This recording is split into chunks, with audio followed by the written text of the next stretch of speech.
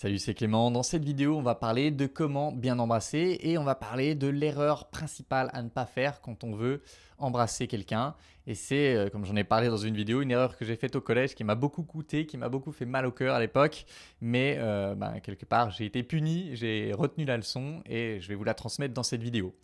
Mais avant, quand on parle de comment embrasser, on peut imaginer de la même manière que quand on parle des écoles de séduction, on peut parler de deux écoles. C'est-à-dire, il y a l'école, j'apprends des techniques et j'essaie de faire ce que je pense que la personne aimera, mais qui a un problème parce que si on revient, vous savez, dans la première vidéo sur les baisers, j'ai parlé du fait que embrasser, c'était un moyen de tester la compatibilité avec l'autre. Et donc, si j'utilise des techniques pour embrasser comme je pense qu'elle aime être embrassée, elle va se faire une image sur moi. Et cette image, je ne pourrai jamais la tenir sur le long terme. Il y a forcément un moment où ça va craquer, il y a forcément un moment où le masque va tomber, et là, ça va poser des problèmes. Là, probablement, la nana va se sentir arnaquée et elle va partir. Donc, c'est quelque chose qui peut donner l'illusion sur le court terme, mais qui permet rarement de construire quelque chose. Donc, c'est quand même assez limité. Et la deuxième école de séduction qui est basée sur l'authenticité, sur le fait de développer sa personnalité, qui est basée sur le développement personnel au final, dans cette école-là, si on la ramène au baiser, il s'agirait de développer au final, de se reconnecter à son moi authentique. Alors bien sûr, c'est facile de dire il suffit d'être soi-même, mais on ne sait pas comment être soi-même et c'est pour ça qu'on développe des techniques. C'est pour ça que la connexion authentique, normalement, notamment, c'est un outil qui est très utile pour, euh, pour apprendre à se reconnecter à soi. Et donc à partir de là, on peut embrasser de la façon dont on a envie d'embrasser dans l'instant T. Et ça va donner quelque chose de beaucoup plus authentique, de beaucoup plus euh, riche, de beaucoup plus cohérent avec ce que vous êtes en train de vivre avec la personne.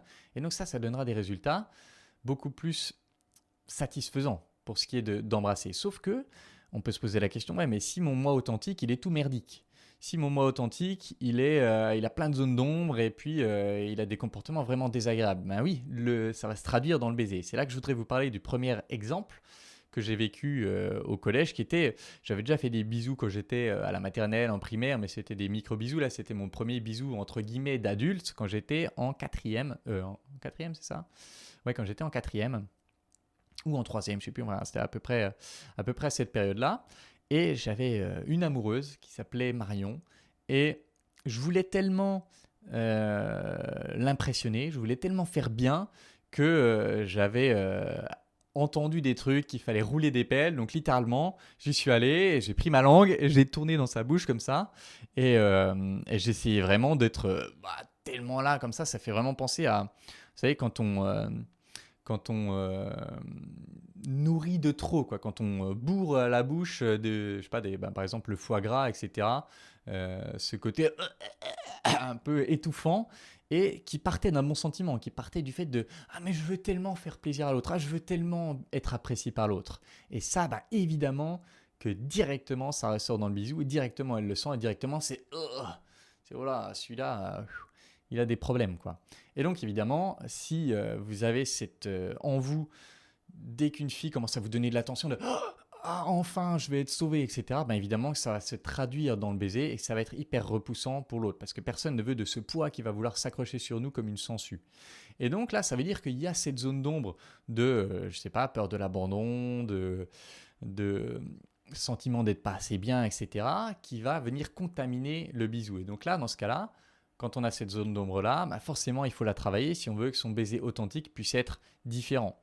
Et je vous accélère de 10 ans sur mes expériences de vie. Il y a eu énormément de développement personnel entre-temps et tout ça qui m'ont permis d'avoir plus confiance en moi, qui m'ont permis d'être plus à l'aise, de plus assumer mon désir. Et donc évidemment que ça s'est traduit dans ma manière d'embrasser. Parce que j'avais travaillé ces zones d'ombre, parce que j'étais devenu plus à l'aise avec moi. Au moment où je voulais connecter avec des filles par le fait de les embrasser, eh bien c'était beaucoup plus joueur, c'était beaucoup plus taquin, c'était beaucoup plus dans le jeu, le fun ou dans la passion, mais il y avait plus ces sortes de zones d'ombre qui venaient contaminer et un peu contaminer l'autre quoi. Il y avait plus que du jeu, plus que du challenge, plus que de la passion, de l'envie, du désir, et donc là ça permettait de quelque part de transmettre des émotions beaucoup plus fortes, beaucoup plus attirantes aux filles et donc forcément la réaction à mes baisers ont beaucoup changé.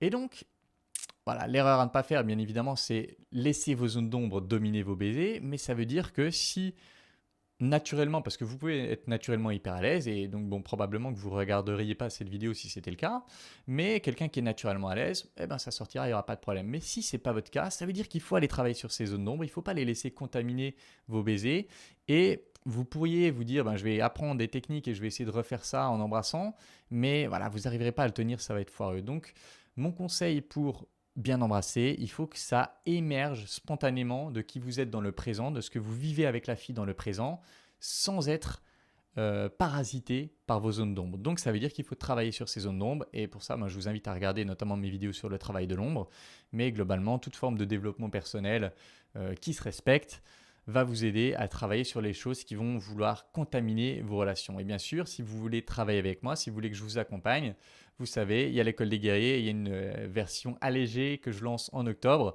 plus accessible, tout simplement plus accessible à tout le monde. Et vous avez le lien dans la description. Si ça vous intéresse, postulez à l'école des guerriers, faites ce travail avec moi qui est directement centré sur le fait de travailler ces zones d'ombre, et vous verrez que ça va contaminer votre façon d'être au monde positivement, ça va vous aider à émerger dans le monde de façon plus authentique, et donc ça va forcément avoir un impact sur toutes vos relations, avoir un impact bien sûr sur la manière dont vous embrassez, mais sur la manière dont vous discutez, sur la manière dont vous vous connectez à l'autre, sur le sexe, sur le travail, etc. Ça va vraiment déborder sur tous les domaines de votre vie. Donc si vous voulez travailler ça, n'hésitez pas, postulez à l'école des guerriers. Il me reste plus que 2 places pour la session à venir.